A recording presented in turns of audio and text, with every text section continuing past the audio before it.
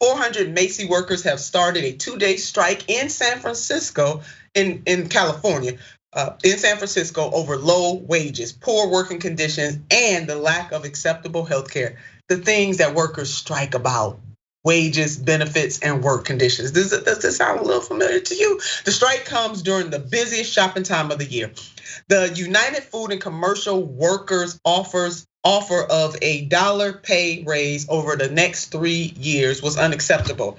They are calling on shoppers to boycott Macy's. So the union president, John Noon, says that Macy's offer of $1 pay raise over the next 3 years was unacceptable, and they are calling on shoppers to boycott Macy's.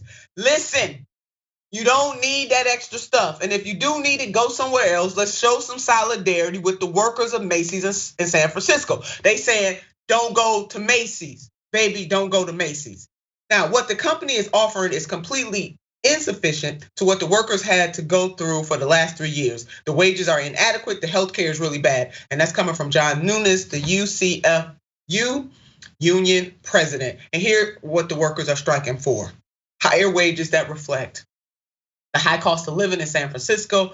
San Francisco, should we note, has one of the highest living rates in the country, cost of living. Improved safety standards, better store and worker security, fair and affordable family health care, appropriate staffing levels. I mean, Jackson, we've heard this sad song over and over and over again. Yep, and just like you said, it's just another day at the office. This is what corporations do to cut costs so they can increase profits for shareholders. We're seeing this right now with Southwest, for example. My flight tomorrow got canceled.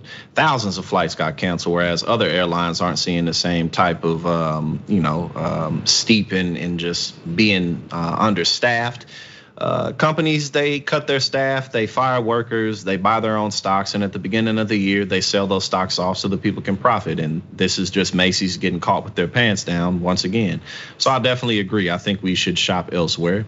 And importantly, this is why it was very important for the Biden administration to really be behind the railway workers, because it would have helped to prevent stuff like this a little bit, not fully, but a little bit, just to set the tone more to say, hey, the federal government is watching and we're gonna do something about it if you're ripping off your workers. But when the whole corporate America saw that Biden caved on that, that's just giving them more encouragement to keep on stiffing their working class. That is exactly right. And cave, Jackson, you being awfully kind. He totally sold out. Yeah. That's a better word, 100%.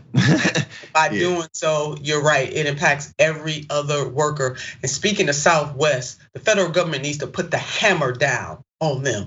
But 100%. What did Secretary of Transportation Buttigieg do? Play games with these fools. And look what is happening. Thousands of people impacted. It's a ripple effect all over. We're gonna cover that at some point this week, Jackson. I can't wait. Now, definitely. Go ahead, Jackson. Oh no, I was just saying it definitely cover it throughout the week, because just as more people's flights are backed up. I'm lucky I can work from anywhere with Wi-Fi. But a lot of people are having to rent cars to get back home to get to work, so it's really problematic for a lot of people.